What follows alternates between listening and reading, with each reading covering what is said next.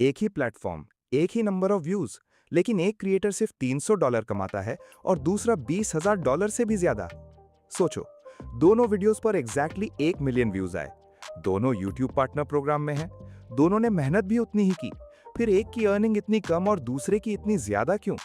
क्या YouTube secretly कुछ creators को ज्यादा पैसे देता है, या इसके पीछे कोई ऐसा फॉर्मूला है जो सिर्फ सक्सेसफुल क्रिएटर्स जानते हैं? आज हम YouTube की सबसे मिसअंडरस्टूड चीज, YouTube RPM को इतनी सिंपल लैंग्वेज में समझेंगे कि वीडियो खत्म होते होते आपको क्लियर हो जाएगा कि कुछ क्रिएटर्स कम व्यूज के बावजूद ज्यादा पैसा कैसे कमा लेते हैं और कौन से मिस्टेक्स दूसरों की अर्निंग को क्वाइटली डिस्ट्रॉय कर देती हैं। और बिलीव मी, लास्ट तक एक भी पॉइंट मिस मत करना, क्योंकि एंड में मैं कुछ ऐसे प्रैक्टिकल टिप्स भी शेयर करूंगा जो आपकी अर्निंग को जेन्युइनली इंप्रूव कर सकते हैं। चलिए शुरू करते हैं। सबसे पहले एक बेसिक सवाल, RPM होता क्या है? अगर आप YouTube पर नए हो तो ये टर्म शायद थोड़ी कंफ्यूजिंग लगे, लेकिन असल में कॉन्सेप्ट बहुत सिंपल है। RPM का फुल फॉर्म है रेवेन्यू पर मिल, यानी हर 1000 व्यूज के बाद आपको एक्चुअल में कितने पैसे मिले। एग्जाम्पल से समझते हैं।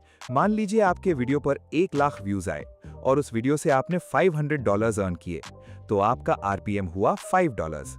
सिंपल लैंग्वेज में, हर 1000 व्यूज पर आपको एवरेज $5 मिले। सबसे इंपॉर्टेंट बात, ये वो अर्निंग होती है जो YouTube अपना रेवेन्यू शेयर डिडक्ट करने के बाद क्रिएटर को दिखाता है। इसीलिए RPM आपकी रियल अर्निंग को रिप्रेजेंट करता है। लेकिन यहाँ एक और टर्म आती है जो बहुत लोगों को कंफ्यूज करती है, और वही है CPM। दोनों का नाम मिलता जुलता है, इसलिए लोग अक्सर इन्हें सेम समझ लेते हैं, लेकिन रियलिटी बिल्कुल अलग है। CPM का मतलब है एडवर्टाइजर्स YouTube को हर 1000 एड इंप्रेशंस के लिए कितना पे करते हैं, जबकि RPM बताता है क्रिएटर के अकाउंट में एक्चुअल कितने पैसे आए। यानी CPM एडवर्टाइजर का पर्सपेक्टिव है और RPM क्रिएटर का। और एक और इंटरेस्टिंग बात, हर व्यूअर को एड नहीं दिखाई जाती, हर व्यू मोनेटाइज भी नहीं होता, और हर कंट्री में एडवर्टाइजर्स सेम अमाउंट पे भी नहीं करते। इसी वजह से CPM ऑलमोस्ट हमेशा RPM से ज्यादा होता है। अब आते हैं उस सवाल पर जो शायद आपके दिमाग में शुरू से चल रहा है, एक ही मिलियन व्यूज, फिर अर्निंग इतनी अलग क्यों होती है? चलिए इमेजिन करते हैं। पहला चैनल गेमिंग का है, वीडियो पर 1 मिलियन व्यूज आए, उसकी अर्निंग हो सकती है रफली $1000 से $3000 के बीच।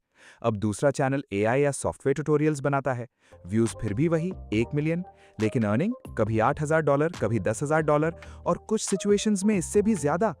अब ध्यान रहे, ये कोई गारंटी नहीं है, लेकिन एडवर्टाइजर डिमांड, ऑडियंस क्वालिटी और निश की वैल्यू की वजह से ऐसा होना बिल्कुल पॉसिबल है। और यहीं से एक बहुत बड़ा लेसन मिलता है, YouTube पर सिर्फ व्यूज इंपॉर्टेंट नहीं होते, ऑडियंस की वैल्यू व्यूज से भी ज्यादा इंपॉर्टेंट होती है।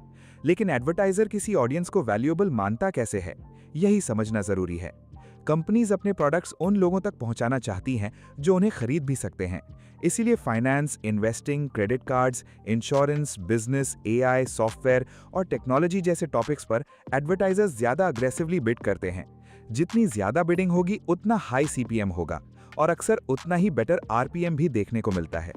दूसरी तरफ एंटरटेनमेंट, मीम्स या वायरल वीडियोस पर ऑडियंस बहुत बड़ी होती है, लेकिन एडवर्टाइजर्स हर बार उतना हाई अमाउंट पे नहीं करते।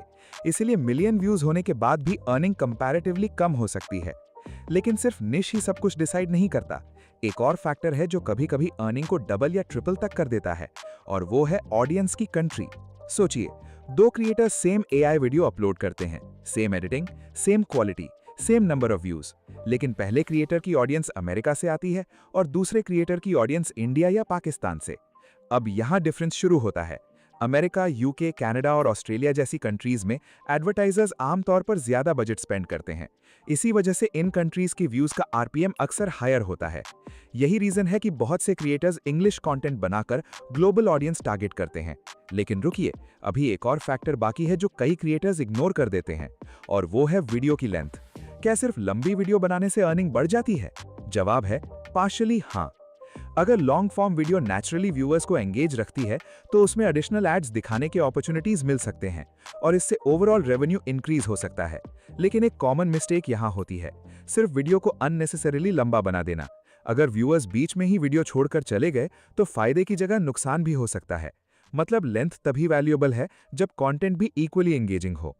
और इसी बात से जुड़ा हुआ है अगला फैक्टर, ऑडियंस रिटेंशन। YouTube उन वीडियोस को ज्यादा पसंद करता है जो लोगों को स्क्रीन से चिपका कर रखते हैं। जितनी देर व्यूअर्स आपका कंटेंट देखते हैं, उतने ही ज्यादा चांसेस होते हैं कि YouTube उस वीडियो को और लोगों तक रेकमेंड करे। स्ट्रॉन्ग रिटेंशन का मतलब सिर्फ एक्स्ट्रा व्यूज नहीं, बल्कि बेटर मोनेटाइजेशन के चांसेस भी हो सकते हैं। इसलिए सक्सेसफुल क्रिएटर्स हर 20 या 30 सेकंड्स में कुछ नया इंट्रोड्यूस करते हैं। कभी विजुअल चेंज, कभी सरप्राइजिंग फैक्ट, कभी एक क्वेश्चन, कभी एक सस्पेंस, ताकि व्यूअर्स स्किप करने की जगह और देखना चाहें। अब सबसे इंपॉर्टेंट पार्ट, अगर आप अपना YouTube RPM इंप्रूव करना चाहते हैं तो किन चीजों पर फोकस करना चाहिए?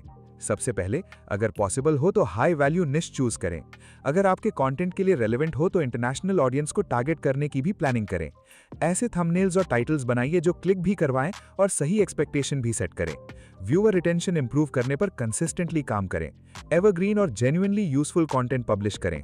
और सबसे इंपॉर्टेंट, कंसिस्टेंसी कभी मत छोड़िए, क्योंकि स्मार्ट क्रिएटर्स सिर्फ व्यूज के पीछे नहीं भागते, वो एक वैल्यूएबल ऑडियंस बिल्ड करते हैं, और वही audience long term income create करती है।